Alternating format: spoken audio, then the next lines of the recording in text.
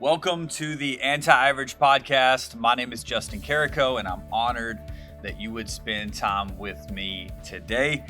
My goal is to help you rise above average and stick it to the status quo. If you believe that you were created to do more, be more, and to leave a legacy, then I want to help you do that. And again, I'm honored that you would spend some time with me today. If you find what you hear helpful, I would love for you to share it. Subscribe. Do whatever you can to help others come in contact with this content as well, so that we can help others rise above average and stick it to the status quo as well.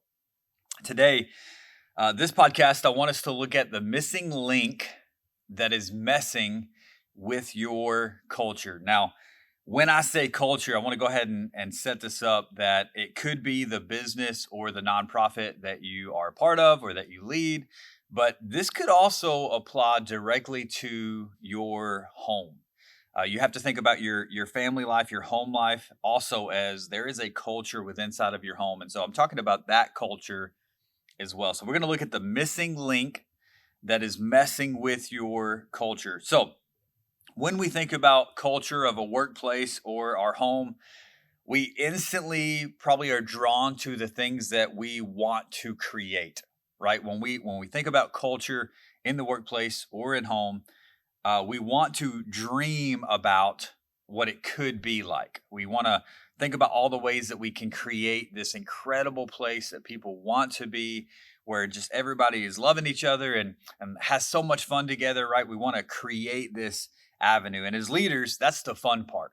That's the dream part. That's where we get to do the like, this is what we want to create. Here we go. Let's do this. And let me say this. This is exactly what God did. I want to go back to the beginning. Our last podcast, we were in the beginning of Genesis as well. And this I hear came from even studying more of that.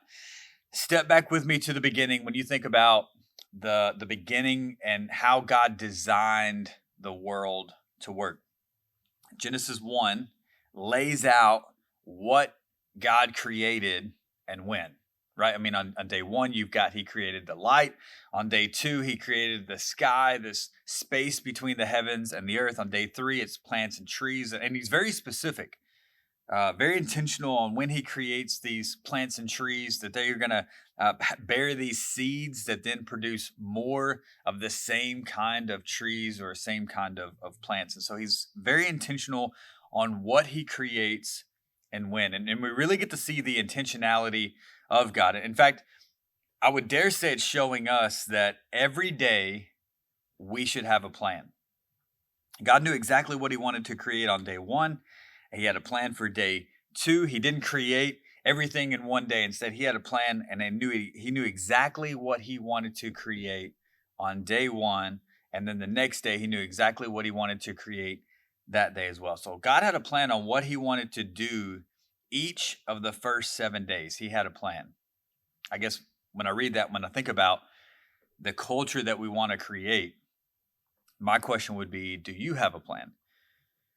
How do you approach each day? Do you wake up and see what comes your way, and then you just attack whatever comes your way, or you deal with whatever comes your way? Or do you have a to-do list? Do you have a top three that, hey, if I can get these top three things done, if I can complete them today, then I know I've kind of won today? I've learned one thing about myself is that if I wake up and see what the day brings, I've realized that it almost subconsciously shifts my mood into this I don't want to do anything mood. It almost shifts me into this, like, if I just wake up casually and see what the day brings, then I'm willing to put out the fires that happened that day. But it doesn't really advance anything forward, right? The organizations that I lead, it doesn't help us forward towards any of the goals. It doesn't make any progress towards what we're trying to achieve. Instead, it almost like puts me in this I don't want to do anything extra mode or mood of the day, and it doesn't progress anything towards where we're trying to get to. But if I'll take a few minutes, either at the end of each day or the beginning of the day, but usually for me, it has to be at the end, But at the end of the day, if I'll write down a few things that I know are important to get done the next day, if I can just do this, it'll advance a few things forward towards a goal or towards something that we're wanting to create or something that we're wanting to accomplish. When I do that, then I'll wake up with a lot more purpose. I wake up with more energy.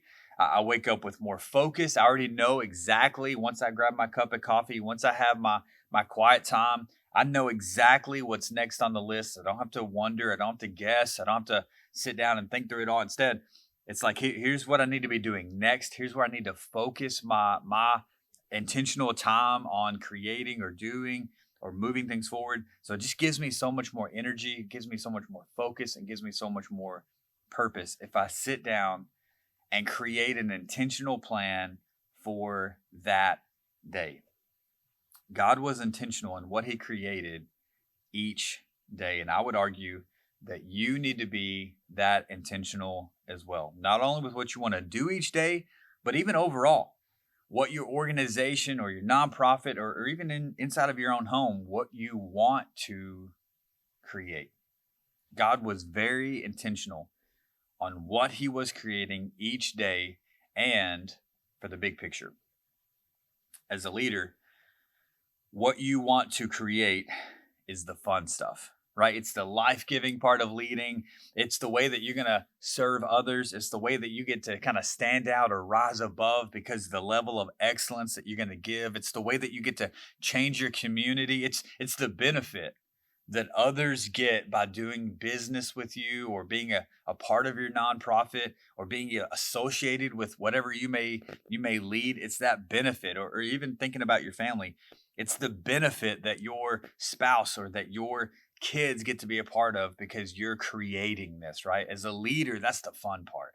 You get to do all this and create your dream, design it however you want to. It's probably why you even got into leading. You wanted to create something awesome and felt like you could, or at least help it. But that's actually only half of the story. We don't talk too much about it when we think about the creation story, but I want to share what I believe, again, is the missing link that's messing with your culture. And it has to do with the creation story as well. It's not only about what God intentionally created, but when you look at Genesis 1, Genesis 2, and especially Genesis chapter 3, it's also what God allowed. Not only what he just created, but what he allowed. And I think this is the missing link that is messing with your culture. Let's use creation, the creation story as the example. God was very intentional on what he created each day, but he also allowed mankind to have free will. He allowed mankind to have free will. He was very intentional on what he created on day 1, day 3, day 7, even with the day of rest. Very intentional about it. But it also was what he allowed. And he allowed mankind to have free will. And you and I both know what God allowed changed what he wanted to create, or the original design of his world. As a leader, the culture of your organization will be what you create and what you allow. Yes, it's going to be all the fun stuff that you want to make happen. Yes, it's going to be the incredible ways that you're serving others, or the intentional changes that you're looking at making, or all the systems and processes that you want to put in place to ensure excellence. But it's also going to be all the stuff you are allowing. It's going to be the poor work ethic of that one employee. It's going to be the conversation that you know you need to have that you aren't. It's going to be the little things that you go behind, either an employee or a volunteer or whatever. It's going to be the little things that you go behind others and you fix or you clean up. Or maybe it's the negative attitude or comments of that one employee that they keep making.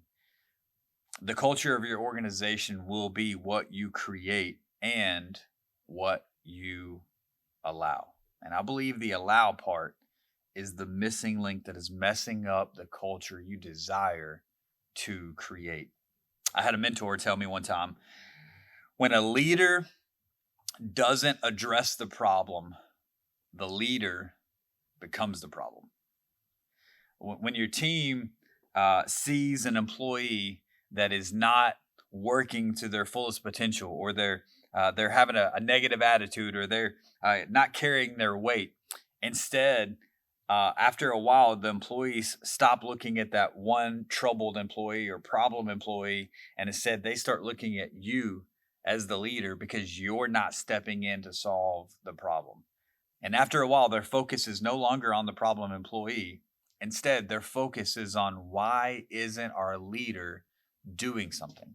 Why is our leader allowing this in our workplace? And when the leader doesn't address the problem, the leader becomes the problem. I'm going to say the same if you want to put this in the context of your home. If you allow your kids to speak in a disrespectful way to your spouse, I've said this a couple times to my kids.